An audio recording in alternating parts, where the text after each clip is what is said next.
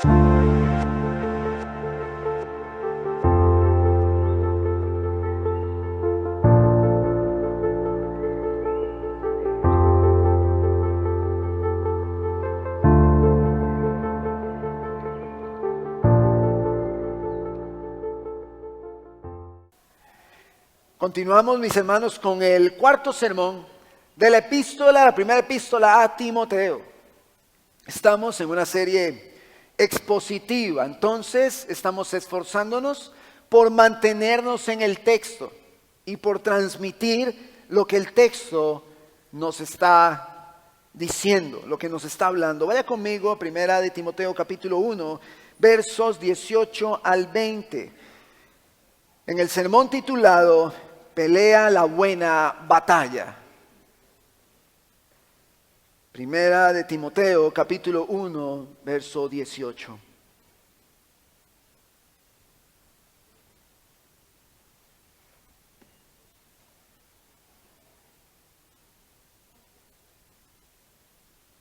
Me dice amén cuando lo tiene. Qué lindo es poder predicar con la iglesia aquí, porque vieran lo que es hablarle a la cámara. Yo espero que usted haya escuchado el sermón en YouTube, pero no es igual, hermanos. Es lindo tener a la iglesia acá. Hacemos esto porque muchos hermanos repasan los sermones. De hecho, me hacen comentarios y lo estuve escuchando y estuve revisando y preguntas. Y por la iglesia local es que hacemos este trabajo, porque es la única forma que tenemos para archivar los sermones. Pero damos gracias a Dios y gloria a Él si otras personas accesan a YouTube y ven los sermones. Dice la palabra del Señor en el verso 18 y leo en la Nueva Biblia de las Américas. Esta comisión te confío, hijo Timoteo, conforme a las profecías que antes se hicieron en cuanto a ti, a fin de que por ellas pelees la buena batalla, guardando la fe y una buena conciencia, que algunos han rechazado y naufragaron en lo que toca a la fe. Entre ellos están Himeneo y Alejandro, a quienes he entregado a Satanás para que aprendan a no blasfemar. Vimos que Timoteo fue comisionado para restablecer el orden en una iglesia en caos. Los falsos maestros se habían levantado. Los falsos maestros habían distorsionado el mensaje. Y lo que ellos estaban discutiendo involucraba la ley de Dios. Pero Pablo dice, la ley es buena si se usa correctamente. Ellos estaban utilizando mal la ley. Y el tomar algo de Dios y utilizarlo mal obstaculiza el evangelio, es lo que estamos viendo. Ellos toman la ley, la utilizan mal y se convierte esto en una barrera para que el evangelio salga. ¿Están conmigo? Entonces, ¿cuál comisión le está dando Pablo a Timoteo? ¿Cuál comisión? Vaya, enfréntese a esos falsos maestros, deténgalos, detenga sus falsas enseñanzas y predique el evangelio que nos ha sido encomendado. Y este evangelio, dice Pablo, operó en mí de esta forma, y de eso se trató el último sermón. Opera el evangelio en el apóstol Pablo, él describe cómo opera, y Pablo dice, esto es lo que tenemos que predicar, que Cristo vino a morir por los pecadores. Y él dice, Cristo es mi fortaleza, Cristo es la fuente de la gracia, Cristo, Cristo, Cristo. Entonces Pablo le dice a Timoteo, Timoteo, este es un trabajo que necesito que hagas. Y él dice, te rogué que te quedases en Éfeso, donde está esta congregación, para que luches, para que trabajes allí. Él debe enfrentar estas falsas enseñanzas que están siendo un tropiezo para el evangelio. Ahora, vimos cómo Dios se muestra como un Dios de orden. Dios, como dije al inicio, no es un Dios del tinintintín. De ahí vamos, ahí a lo que salga. No, Dios no es así.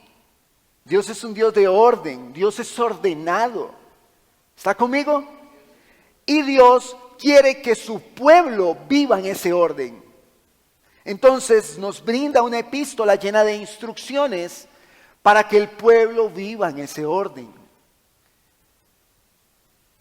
Al ser Dios un Dios de orden, no espera que su pueblo viva en desorden.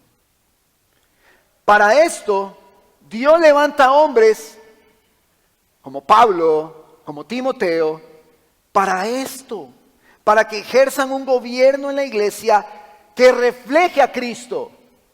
No eran los designios de Pablo ni los designios de Timoteo los que debían gobernar la iglesia. No. Son los designios de Cristo. Pablo está bajo el gobierno de Cristo, Timoteo está bajo el gobierno de Cristo y la iglesia está bajo el gobierno de Cristo. ¿Sí? Están bajo ese gobierno. Ahora, esta sección de hoy nos dice a nosotros que esto es una batalla. El restablecer el orden en una iglesia desordenada como la de Éfeso se convierte para Pablo en una batalla que Timoteo debe enfrentar.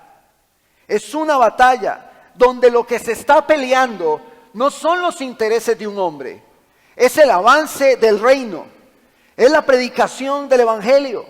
Eso es lo que se está peleando allí, pero es una batalla. Hermanos, es una batalla. ¿Por qué? Porque Satanás también utiliza hombres para intentar entorpecer la obra.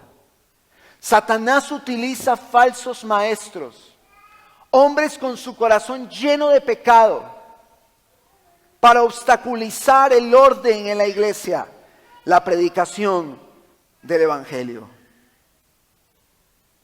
En 1 Timoteo, no lo busquen, en el capítulo 3, verso 15, Pablo dice: te escribo para que sepas cómo debes conducirte en la casa de Dios, que es la iglesia del Dios vivo, columna y sostén de la verdad.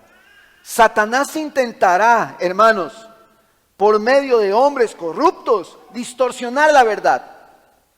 Yo creo que a todos acá nos han llamado de alguna sección de la cárcel y nos han dicho que son de determinado banco, que son de una empresa y que, bueno, como son de tal banco, ellos dicen: es que usted tiene una cuenta, y se oye de fondo el call center, todos los que están presos llamando a un montón de gente.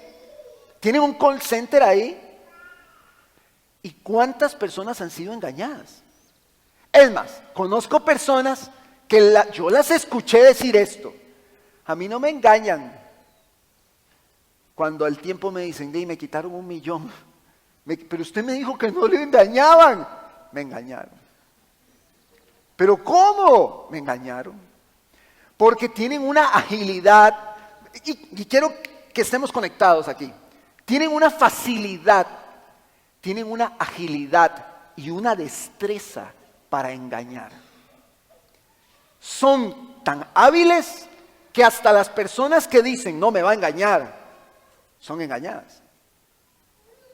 Yo estaba acá, estábamos dando un curso, no me acuerdo, en un aula, y en media clase que estábamos ahí me llamaron: David Salazar. ¿Sí? Es que le llamamos de tal banco y tenemos un problema con su cuenta y queremos verificar alguna información. Ah, entonces usted me está llamando por una cuenta en el tal banco, así. Sí, por esa cuenta. Le digo: es que yo no tengo cuenta ahí. Y entonces me insultaron y me ofendieron y yo colgué y seguí con los hermanos. Es necesario que estemos bien ejercitados en discernir lo que está mal y lo que está bien. Porque a la luz de lo que comentó el hermano Uriel, puede ser un pastor como John MacArthur. Eso no quita que debemos eliminar ese filtro. Debemos tener los sentidos ejercitados para diferenciar. Hermanos, tenemos que estar listos. Satanás querrá perjudicar a la iglesia para que no viva para la gloria de Dios. Él intentará alejar a la iglesia del evangelio.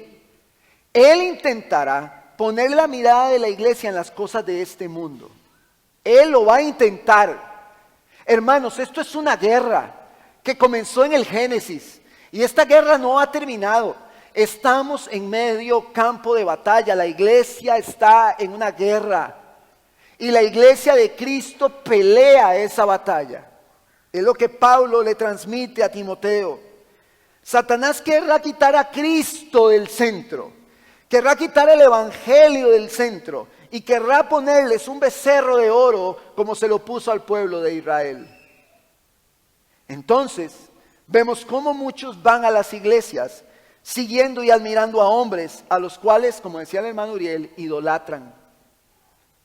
Hermanos que se van a estas iglesias o personas que se van a estas iglesias porque aquel hombre tiene una elocuencia, tiene un carisma, no importa el carácter, no, eso no importa. No importa si es sobrio, prudente, eso no importa. Lo que importa es que tenga el carácter y tenga que tenga el carisma y que tenga la elocuencia.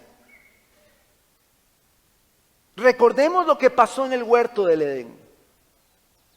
Dice que la serpiente era la más astuta. Y escuchaba yo al pastor Miguel Núñez decir, eso nos comunica que Satanás es sumamente astuto. Y en el Edén hay un juego de palabras. Este asunto del Edén tiene una importancia tremenda en esta epístola. Bueno, en toda la Biblia, pero vamos a hablar de eso que pasó en el Edén varias veces en esta epístola. Hay un juego de palabras en el que la mujer entra con la serpiente. Y la serpiente utiliza verdades para meter mentiras. Y la serpiente tuerce lo que Dios dice. Y luego la mujer también lo tuerce. Satanás empieza a hacer que por medio de una conversación ella se tropiece. Y hoy estos hombres elocuentes y con carisma están engañando a muchos. Y muchos van a sus iglesias porque aman al pastor que está allí y no a Dios. Están amando al pastor, pero no a Dios. Estos hombres son corruptos, son mentirosos y son engañadores y alejan a los que los escuchan del evangelio. Y usted dirá, no, pero yo he escuchado que mencionan a Cristo y mencionan que Cristo murió en la cruz, pero ahora en el camino vamos a ver a qué me refiero. Satanás va a querer distraer a los hombres del evangelio, llevándolos a experimentar también emociones muy fuertes, con supuestos, entre comillas, movimientos del espíritu. Hubo una época de la iglesia, y algunos van a sentar con la cabeza, yo sé que sí, donde si no pasaba algo sobrenatural, qué culto más aburrido hoy. Si alguien no caía y daba 3, 4 vueltas y habían 2, 3, 5 liberaciones, hoy Dios no nos visitó. ¿Qué problema? Y yo recuerdo en mis inicios haber dicho, qué aburrido el culto hoy. Porque no pasó nada extraordinario que me moviera emocionalmente. Satanás es un experto en engañar y le hace creer al día de hoy a muchos hombres en muchas iglesias que si no tienen una experiencia sensorial, emocional, que les conmueva y que les haga sentir cosas diferentes, entonces ahí no estuvo Dios. Hermanos, Dios está en medio de la iglesia, no porque se dan asuntos emocionales fuertes. Dios está en medio de la iglesia porque la Biblia dice que Dios está en medio de la iglesia. Y si la palabra lo dice, Dios está en medio de la iglesia. Y listo. Listo. Allí está Dios, en medio de la alabanza de su pueblo. Ahí está el Señor. En muchos lugares la iglesia ha perdido la admiración por Cristo. Cristo no es suficiente para muchos. Su obra y su persona no son suficientes. La iglesia, a nivel general, se ha vuelto superficial. Y cuando una iglesia se vuelve superficial, es fácil de engañar. Cuando la iglesia solo mira lo que está por fuera, es fácil de engañar. ¿Está conmigo? Es fácil. Hermanos, pero nosotros no fuimos llamados para quedarnos quietos en medio de una batalla campal. La iglesia fue llamada a pelear la buena batalla. Nosotros no fuimos llamados a distraernos con entretenimiento en la iglesia. Nosotros no fuimos los líderes, pastores, llamados a satisfacer los deseos carnales de impíos que llegan a la iglesia el domingo. Entiéndase impío, una persona que no vive en piedad, personas que no son creyentes, que se acercan a los líderes y le dicen, pastor, ¿por qué no hacemos? ¿Por qué no mete esto? Pastor, como me dijeron una vez, a mí me parece que ese mensaje y esa predicación que usted da no es lo que el mundo ocupa escuchar. Entonces yo le dije, bueno, pero ¿qué es lo que el mundo ocupa escuchar? No, el mundo está en depresión y el mundo ocupa que le levanten el ánimo, el mundo ocupa que le hablen de lo poderoso que es para poder alcanzar las cosas. No, hermanos, el mundo necesita escuchar que está en pecado y que necesita urgentemente un Salvador. Una persona enferma no va al doctor esperando que el doctor le diga que todo está bien cuando él sabe que está enfermo. Nosotros necesitamos comunicarle a personas que no saben que están enfermas, para que vayan al doctor, para que vayan a Cristo, nuestro Salvador, y allí encuentren vida eterna en Él. Nosotros no estamos llamados, el liderazgo, a satisfacer los deseos de muchos que no están en el Espíritu. Nosotros fuimos llamados a llevar a la iglesia a adorar a Cristo, no a un hombre, a Cristo. Fuimos llamados a predicar el Evangelio y con Él vivir para la gloria de Dios. En medio de un mundo caído, amados hermanos, la iglesia es sostén de la verdad. Y esta batalla se lleva a cabo por medio de una vida de oración, una vida de estudio de la palabra, una vida de obediencia. Y entre más menguamos y Cristo crece, más peleamos esa batalla. Y usted dirá, ya me la sabía, ya sé que hay que orar, que hay que leer la Biblia, ya me la sé. Y si usted pensó eso, quiero animarle a que se involucre en el texto conmigo esta mañana. Es importante comprender, hermanos, la seriedad de esta batalla. Es como que un boxeador entre al cuadrilátero, esté listo para pelear y cuando toca la campana empieza a decir que le den tiempo porque tiene una mancha en la pantaloneta. Muchos están preocupados por cosas que no tienen importancia en medio de una batalla campal. La iglesia está en medio de una pelea, está en una batalla. La pregunta que yo tengo es, ¿usted estará peleando esa buena batalla? ¿Usted estará batallando? ¿Usted estará consciente de la operación de Satanás en contra de la iglesia? Porque Satanás opera en contra de la iglesia. Satanás opera. No, pero es que Satanás no puede interferir en lo que estamos haciendo. Bueno, el apóstol Pablo dice en 1 de Tesalonicenses 2:17, se lo leo. Pero nosotros, hermanos, separados de ustedes por breve tiempo, en persona, pero no en espíritu, estábamos muy ansiosos, con profundo deseo de ir a verlos, ya que queríamos ir a ustedes, al menos yo, Pablo, más de una vez, pero Satanás nos lo ha impedido. Pablo quería trasladarse a un lugar y él dice, pero Satanás nos lo ha impedido. ¿Puede arremeter Satanás contra la iglesia? ¿Puede arremeter contra el liderazgo? En Efesios 6, Pablo dice que nuestra lucha no es contra carne y sangre, sino contra principados, contra potestades. Y él dice, debemos orar, ponernos la armadura. Pablo llama a la iglesia en Corinto y les dice, no ignoren las maquinaciones de Satanás. No las ignoren. Satanás arremete contra la iglesia. Y algunos han descuidado su armadura y Satanás les ha golpeado. A mí me ha pasado.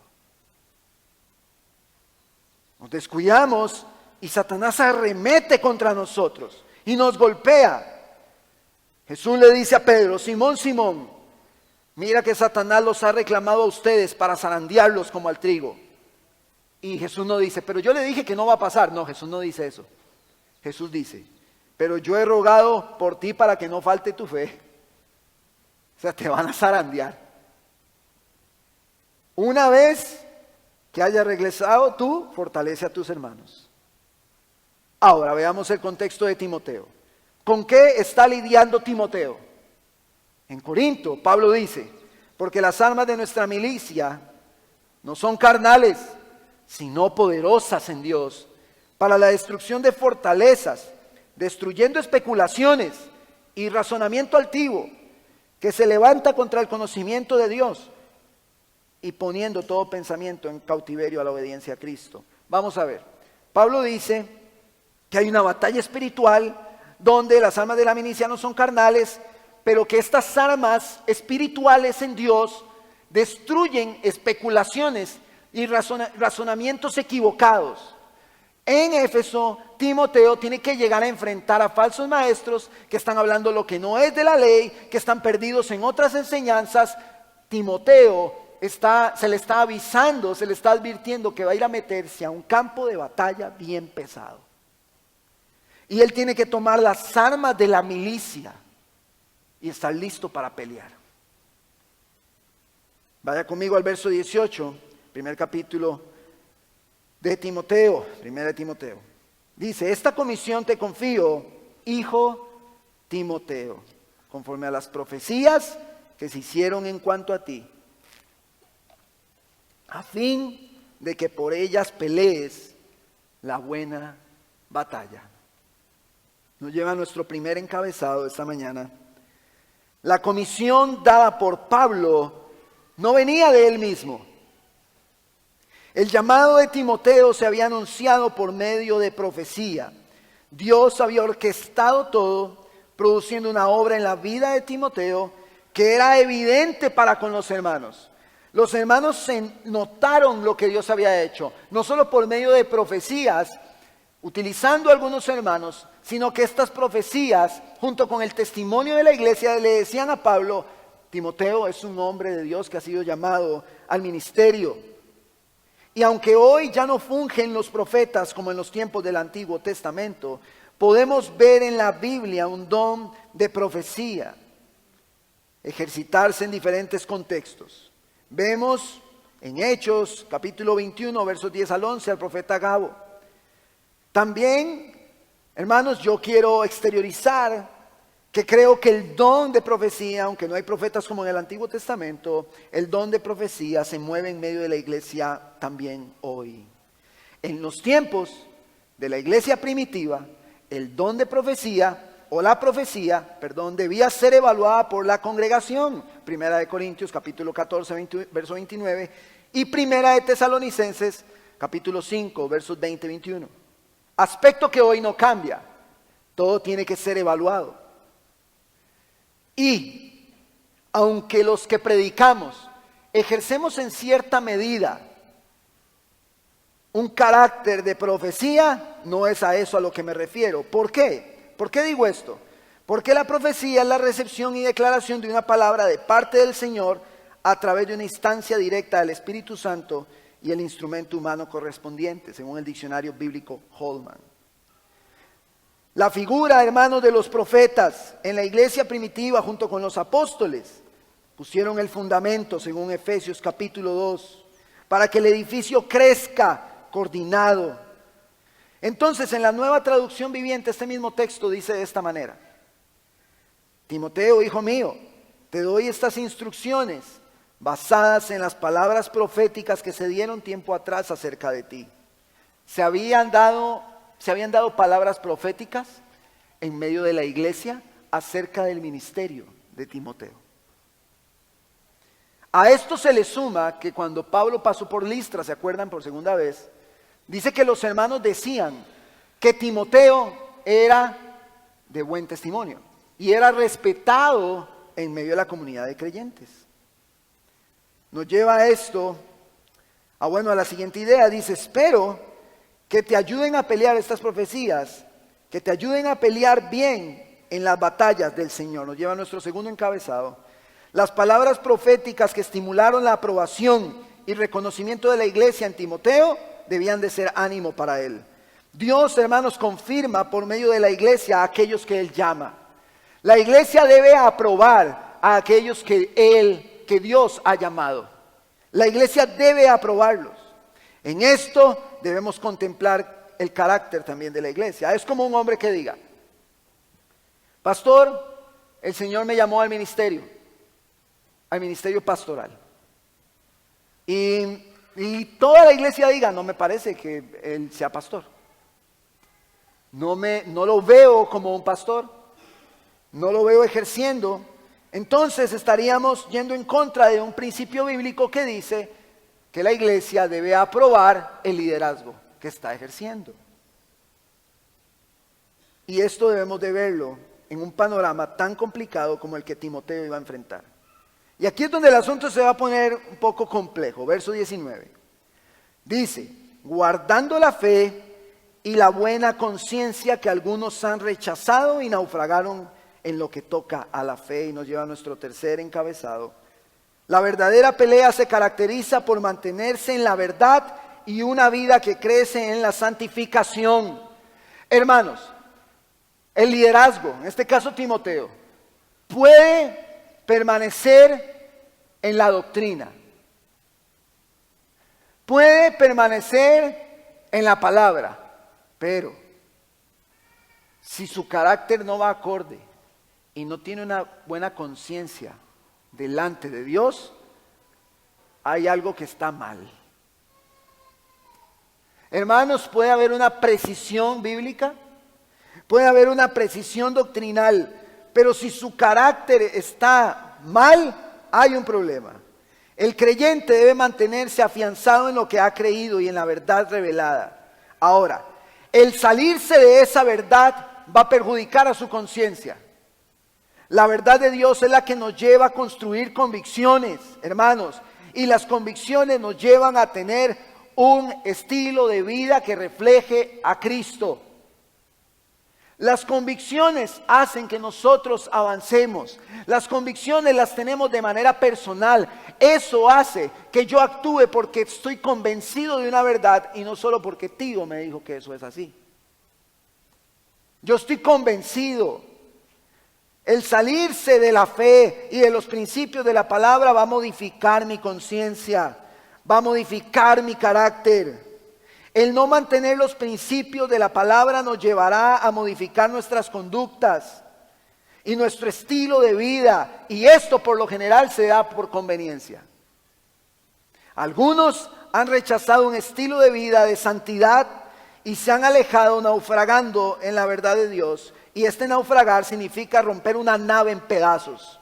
Han distorsionado o destruido la verdad de Dios y han rechazado una manera íntegra de vivir. Hermanos, la fe y la buena conciencia, la buena enseñanza, la buena doctrina y una vida en santificación. Muchos pastores, evangelistas, de pronto usted los escucha que dicen: cayó en pecado.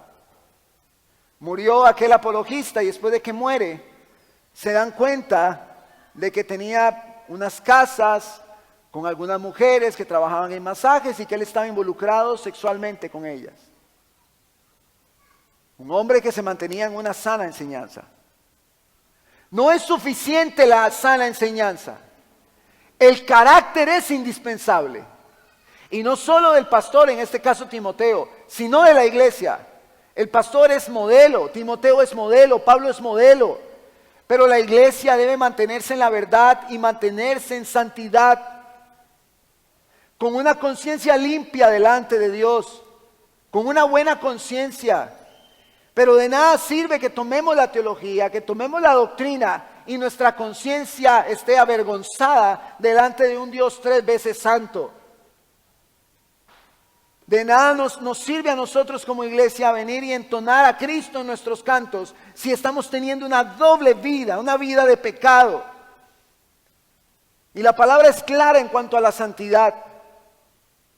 Pero a veces pensamos dentro de nosotros mismos de esta forma: no, estamos haciendo las cosas bien, voy a soltar un poquito. No, hermanos, no. La buena conciencia debe ser parte de la enseñanza, Debe ser parte del aprendizaje, debe ser parte de la formación. Y yo pregunto, ¿cómo está su conciencia hoy? ¿Cómo está su conciencia delante de Dios? ¿Cómo está? Venimos de unos días de descanso y por lo general los días de descanso vienen a jugar una mala pasada. El descanso es el descanso es un principio bíblico, pero el descanso en exceso puede ser muy destructivo. Algunos en la época de vacaciones aflojan. No, estoy de vacaciones y no oré, no leí la palabra, no tuve mis disciplinas espirituales y de pronto el pecado empezó a jugar un papel en esa dinámica. ¿Cómo está nuestra conciencia? John Piper dice, la mayoría de los que naufragaron en la fe no son en el fondo intelectuales, sino que han naufragado en la fe porque quieren hacer lo que ellos quieren, valga la redundancia, y el cristianismo les estorba. Algunos toman los textos y cuestionan lo que se está enseñando, no porque tengan argumentos válidos para contradecir la enseñanza, sino porque en su corazón quieren hacer lo que ellos quieren hacer, lo que les da la gana. Hay personas que se sientan los domingos en la congregación y están buscando a ver cuál es el error del sermón, no para conocer a Dios, no para ver a Cristo, no para crecer en el Evangelio, sino para justificar su pecado. Quieren justificar su pecado.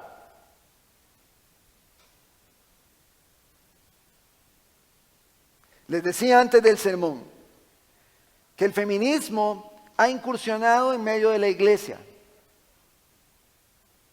Y las mujeres se ven seducidas a cuestionar las enseñanzas, la misma palabra de Dios, para justificar su pecado,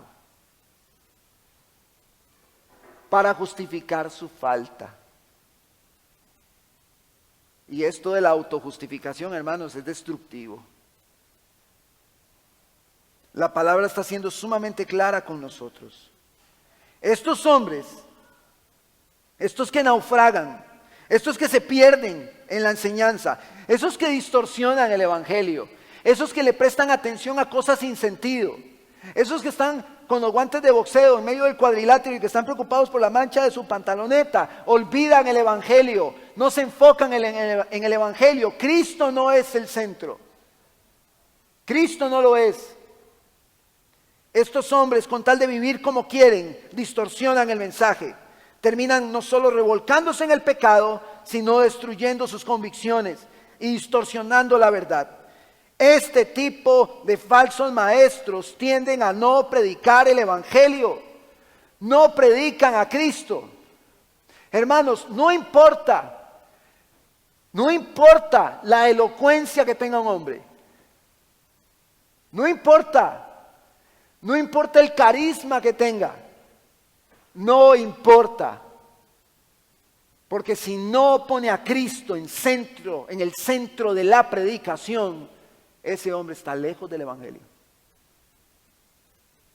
Y en el caso de los pastores, aquel que quita a Cristo del centro de toda la dinámica de iglesia, ese hombre está peleando por él, está peleando una batalla por él, para él ser exaltado, para él ser reconocido y no Cristo. Verso 20. Entre estos hombres, entre ellos, están Himeneo y Alejandro, a quienes he entregado a Satanás para que aprendan a no blasfemar. Hermanos, nuestro cuarto encabezado: los falsos maestros deben ser expulsados de la congregación. Estamos en una época donde cuando en una iglesia se habla de expulsión, a todo el mundo como que, ¿cómo? ¿La iglesia expulsando a alguien si nosotros somos tan santos? No, hermano, la iglesia habla de expulsar miembros. Y en Mateo 18, Jesús comenta sobre la disciplina. Vean, si este no hace caso de esta forma, háganlo de esta forma. Si de esta otra forma no hace caso, comuníquenselo a la iglesia y ténganlo por gentil y publicano. Y el mismo Pablo tomó a Himeneo y a Alejandro, expulsándolos y entregándolos a Satanás. Himeneo y Alejandro, según la historia, eran los principales minadores de la fe en Éfeso. Estaban hablando sobre la fe. Estaban hablando, como dice Pablo en el inicio del primer capítulo, de cosas que no entienden. Vean, hermano, si usted va a hablar algo de la palabra, verifique que está procurando entender el texto, que está procurando conocer a Cristo, que está procurando conocer a Dios, que su intención sea esa, que su intención sea crecer en santificación cuando usted esté hablando de la palabra. Pero si usted está hablando por hablar, solo para darle a conocer a los demás como de que usted sabe mucho, entonces mejor no hable. Mejor no hable. Muchos estaban hablando sobre cosas que no entendían, utilizando mala ley. Y estos querían torcer las verdades con una intención pecaminosa. Ahora, ¿cuál es el problema con este tipo de personas que son influyentes en una congregación y que están alejándose del Evangelio de Cristo y que están utilizando mal el mensaje y siendo un obstáculo? Estos no tienden a perderse solo ellos, sino que con sus conductas son tropiezo para los demás. El pastor debe ser irreprensible. Pongo un ejemplo. El pastor no debe ser pendenciero. El pastor no debe resolver los problemas a golpes en la calle. Pero ¿qué pasase si el pastor ahí en una presa en San Pedro se bajó y se agarró a golpes con otro conductor y viene a la iglesia como si nada pasara? Como si nada sucediera. Eso va a hacer que los demás hermanos se estén agarrando a golpes rapidito allá afuera.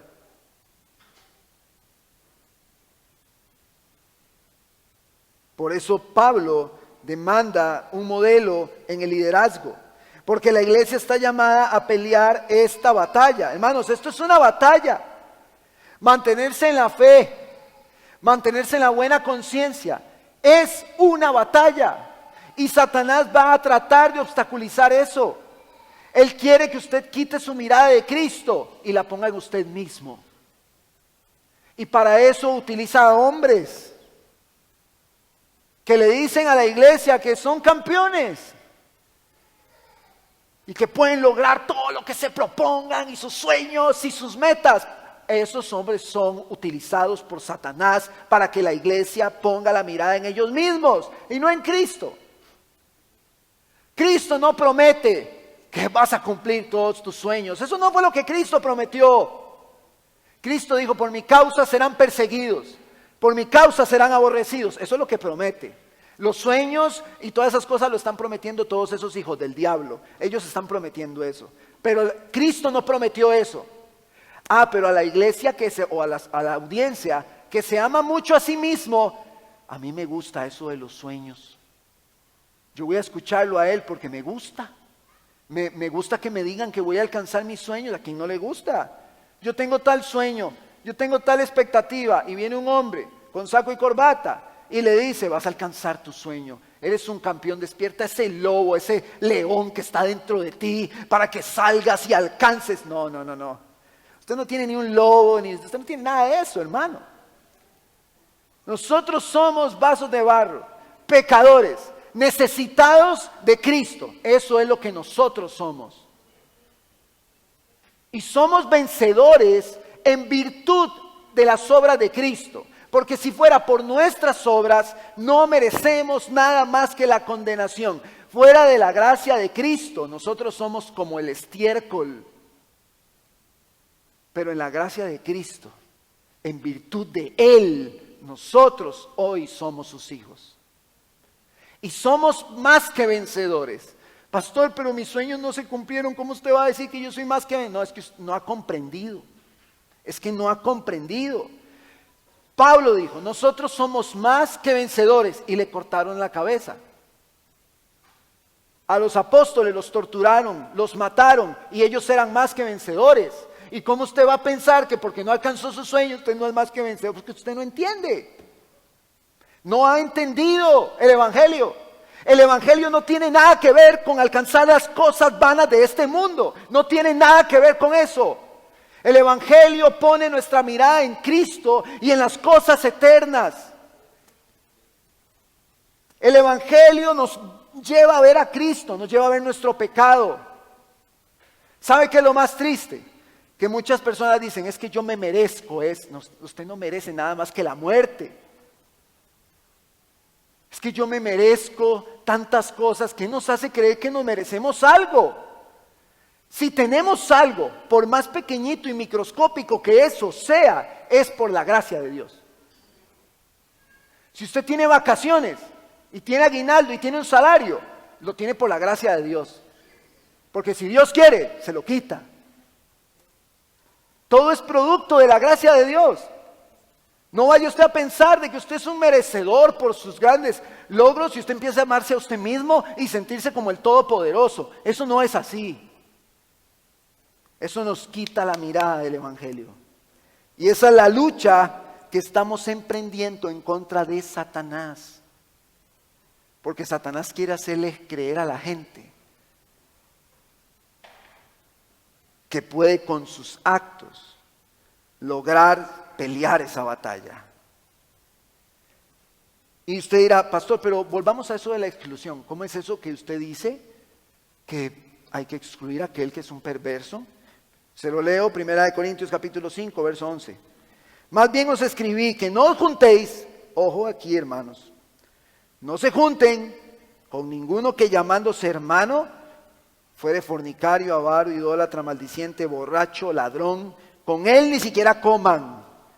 Porque ¿qué razón tendría yo para juzgar a los que están afuera? ¿No juzgan ustedes a los que están adentro? Porque a los que están afuera Dios los juzga.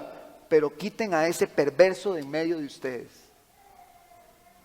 Si hay uno que dice, tío, usted es mi hermano, somos hermanos, pero yo con mi vida vivo como me da la gana, debo ser tomado como ese perverso y debe la iglesia sacarlo de allí.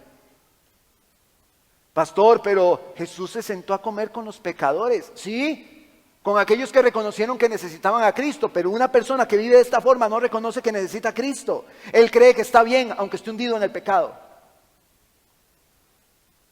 Él cree que está bien. Y entonces Pablo dice, a Himeneo y Alejandro los entregué a Satanás, los expulsé. Se fueron. Desde el Antiguo Testamento, usted recordará, si usted tiene buena memoria y lee la Biblia, desde el Antiguo Testamento, Dios vela por la pureza del pueblo. ¿Sí o no? Dios vela porque su pueblo sea puro. Al ser Dios un Dios de orden, Él está interesado en mantener la pureza de su pueblo. ¿O usted piensa que Él quería que su pueblo fuera puro solo en el Antiguo Testamento? Él quiere que la iglesia hoy sea pura. Él no le permitía a los hombres del pueblo de Israel juntarse con las mujeres paganas. ¿Por qué? Porque iban a afectar sus costumbres. El paganismo iba a entrar a sus familias. De la misma forma, hoy Dios está interesado en la pureza de su pueblo. Al ellos, estos hombres, Himeneo y Alejandro, ser maestros en medio de la iglesia de Éfeso, eran influyentes. Entonces, después de estar en un lugar seguro, donde se supone se debía predicar a Cristo, donde estaba la gracia de Dios, Pablo los saca y ahora están bajo el poder de Satanás, completamente a la deriva. Dios levanta hombres, mis hermanos, para mantener su gobierno, su orden en la iglesia, a fin de mantener en pureza a su pueblo y Él ser glorificado. El principio de esta expulsión es que por gracia de Dios puedan llegar a aprender, así como aprendimos todos siendo alcanzados por Cristo. Dios, hermanos, vela porque su pueblo sea instruido y crezca manteniendo la fe, que es toda la verdad, y una vida de santidad, que es la buena conciencia delante de Dios. Él está interesado en que la iglesia se mantenga de esta forma. Y aunque a muchos hoy les cueste dentro de la iglesia, aunque a muchos les cueste someterse a ese gobierno, Dios así lo ha establecido por el bienestar de su pueblo para que Él sea glorificado. La iglesia tiene privilegios, ¿cuántos dicen amén? Pero también tiene responsabilidades. La iglesia no es un club donde usted pagó, ¿sí? Y como pagó, usted tiene un derecho de piso donde usted llega y hace como quiere. No funciona. La iglesia es una institución sagrada cuya cabeza es Cristo y todos nosotros nos sometemos a ese gobierno. ¿Se somete usted al gobierno de Cristo? ¿Se somete mujer al gobierno de Cristo? Y si usted dice amén, entonces usted se somete a su esposo. ¿Qué me dice con eso? Hombres, ¿se someten ustedes al gobierno de Cristo? Amén. Entonces usted ama a su esposa como Cristo amó a la iglesia, que se entregó por ella.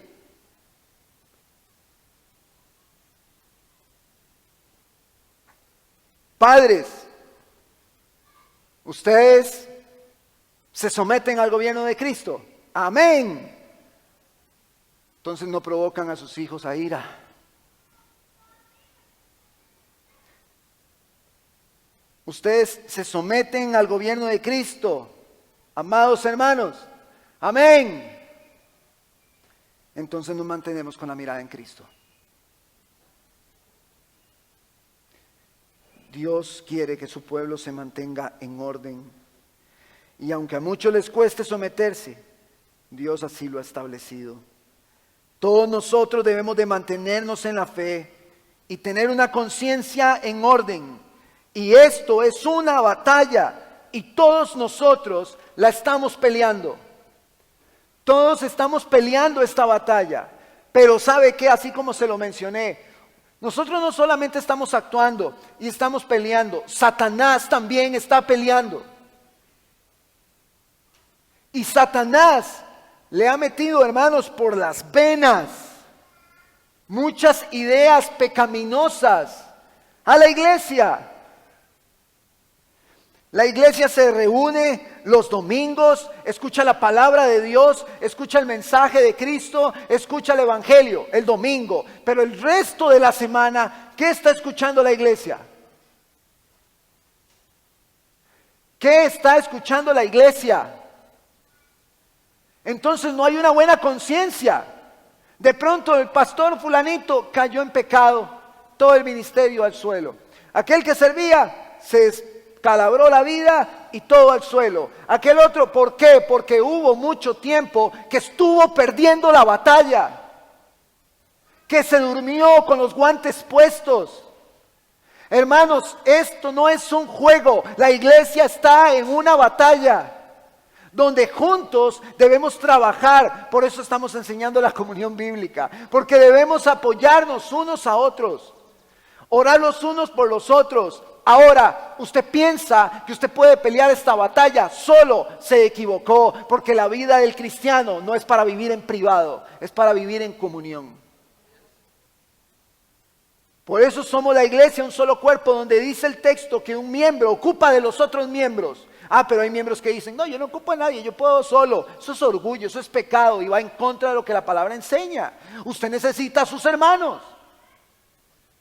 Pero Satanás, hermanos, está golpeando y Pablo le dice a Timoteo, pelea la buena batalla.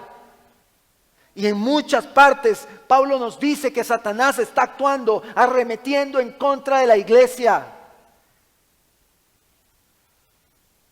Hermanos, todo deportista que entra a un cuadrilátero donde tiene que enfrentar a un contrincante, él no tiene un segundo para bajar los brazos.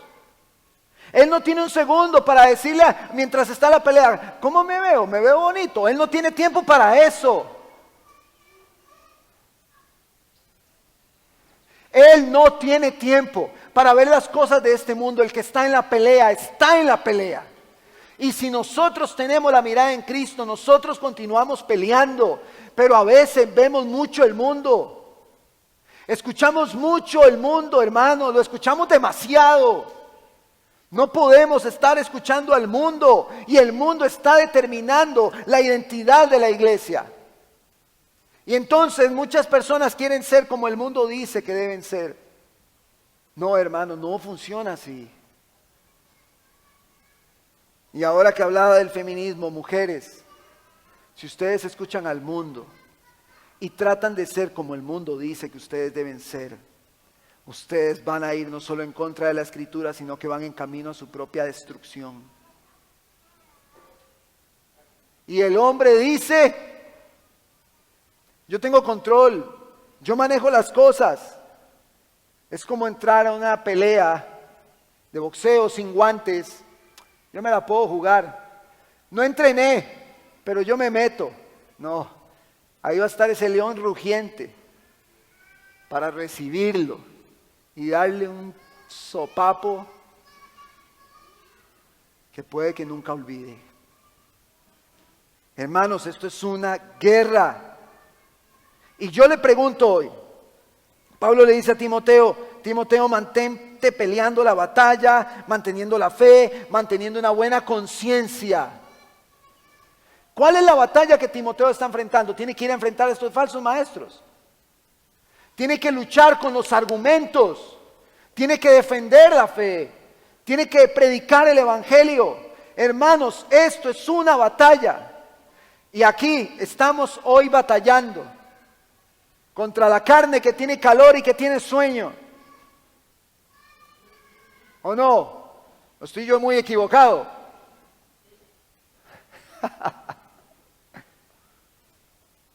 Estamos batallando contra ideas que traemos de afuera, donde pensamos que nosotros podemos. Necesitamos de la palabra para poder vivir como Dios quiere que vivamos. Usted no me puede decir a mí que tiene una buena conciencia delante de Dios si está viviendo como usted quiere. No me puede decir eso. Pablo llama a Timoteo, ten una buena conciencia. Pero la iglesia de hoy olvidó la importancia de esta batalla. Y se ha dejado llevar por todo aquello que el mundo le ha ofrecido. No le importa pensar en que está en una batalla. Está tranquila. Tiene plata en la bolsa. Tiene trabajo. Tiene salud. Y piensa que cuando viene una enfermedad, esta es mi batalla. Que cuando le viene un momento difícil, esta es mi batalla. Sí, esa es su batalla, pero será la de Cristo. ¿Usted estará peleando su batalla o estará peleando la de Cristo? ¿Por quién pelea usted? ¿A quién le sirve usted? ¿Por quién trabaja usted? ¿Por quién respira usted? ¿Por usted mismo o por Cristo? ¿A quién le sirve usted cada día que se levanta? No sé a qué hora se levante usted. 5 de la mañana, 6 de la mañana, 7 de la mañana. Yo no lo sé. Pero ¿a quién le sirve usted y por quién pelea esa batalla? ¿Usted vive para usted o vive para Cristo? ¿Vive en el evangelio o vive obstaculizando el evangelio con su vida? ¿Recuerda usted el pecado todos los días? ¿Recuerda usted el evangelio todos los días? Hermanos, esto es una batalla. Y usted dirá, bueno, pastor, la verdad que sí, es una batalla. ¿Sabe cuándo vamos a notar que esto es una batalla? Cuando continuemos con los capítulos que siguen. Ahí vamos a ver que esto es una batalla. Cuando Pablo empieza a hablar acerca de cómo debe ser el liderazgo, cuando Pablo empieza a hablar cómo debe adorar la iglesia, Cuando Pablo empieza a hablar cuál es el papel de la mujer dentro de la iglesia, ahí nos vamos a dar cuenta que esto es una batalla. Porque hay estructuras que Satanás ha levantado para hacerle creer a la iglesia que la opinión del mundo está bien, la opinión del mundo, a mí me gusta, eso que está bien. Satanás es astuto desde el Génesis, hermanos, y no ha dejado de ser astuto. Antes de que Pablo le hable a Timoteo acerca de pelear esta batalla, él dice o describe cómo el evangelio operó en él.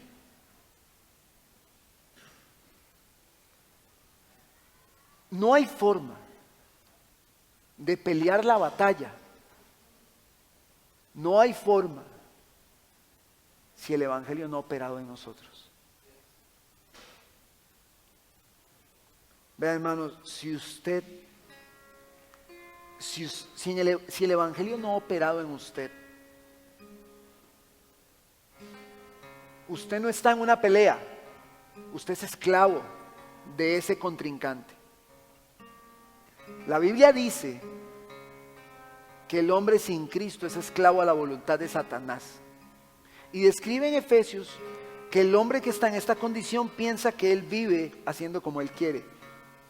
El hombre que vive haciendo lo que él quiere es esclavo de Satanás.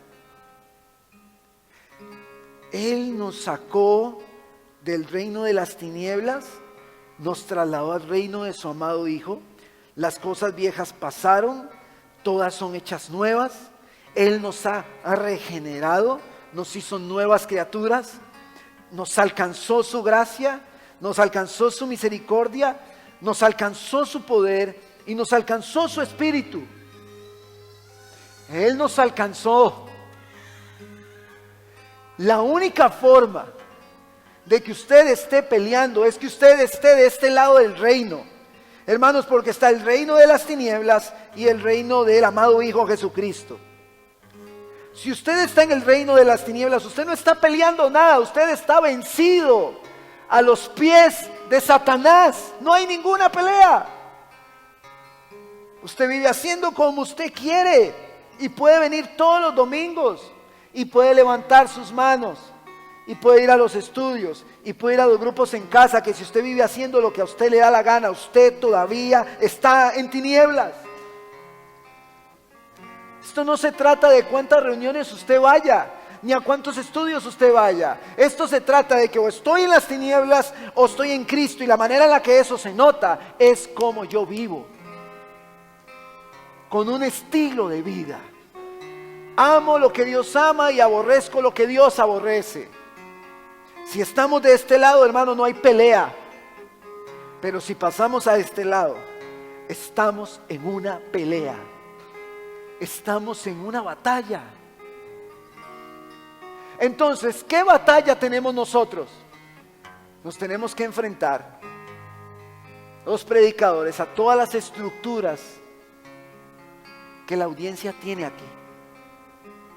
Y tenemos que derribar los argumentos, no con nuestros criterios, porque las armas de nuestra milicia no son carnales, sino que son poderosas en Dios para la destrucción de fortalezas. La palabra es suficiente para derribar los argumentos, es suficiente. Lo triste de esto, y lo voy a decir así, lo triste de esto es que muchos piensan que están aquí, pero están aquí. Pastor, pero ¿por qué usted dice eso? Porque no basta tener no basta tener la enseñanza clara. Satanás le citó el texto a Jesús. Los falsos maestros utilizan la Biblia. No se trata solamente de conocer el texto, se trata que yo debo tener una buena conciencia delante de Dios, que yo puedo llegar delante de Él con una buena conciencia y no inundado, viviendo en mi pecado deliberadamente, como si nada pasara. Estamos peleando una batalla. Esto es una guerra. Hermanos, nosotros estamos para que el reino avance. Esto, hermano, no es un asunto de que yo ahora soy cristiano. Voy el domingo a la iglesia y me voy para mi casa y el otro domingo volví a ir y eso ya me hace cristiano. No es así como funciona. Nosotros estamos haciendo que el reino avance como un solo cuerpo cuya cabeza es Cristo. La pregunta es, ¿cuál es su participación en el avance del reino?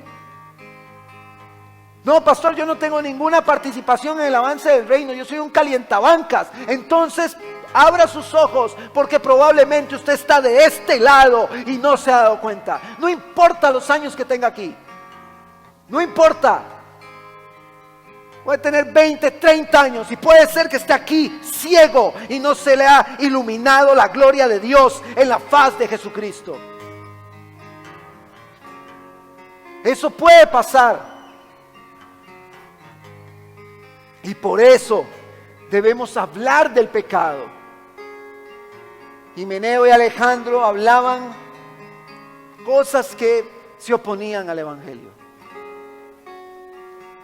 Nosotros no debemos ser así. Debemos hablar en armonía con el Evangelio. Pelea la buena batalla manteniendo la fe y la buena conciencia. Pelea. Pastor, pero el Señor pelea por mí. Sí, el Señor pelea por usted. Pero usted sentado en una mecedora con una taza de café viendo el atardecer no va a hacer que el reino avance. Y no estoy diciendo que el avance del reino depende de usted. No, porque el reino va a avanzar con o sin nosotros. Lo que estoy diciendo es que si somos parte del reino, trabajamos en pro del reino. Porque es muy fácil venir el domingo, decir, qué bueno el sermón, irme para mi casa y seguir sin responsabilidades.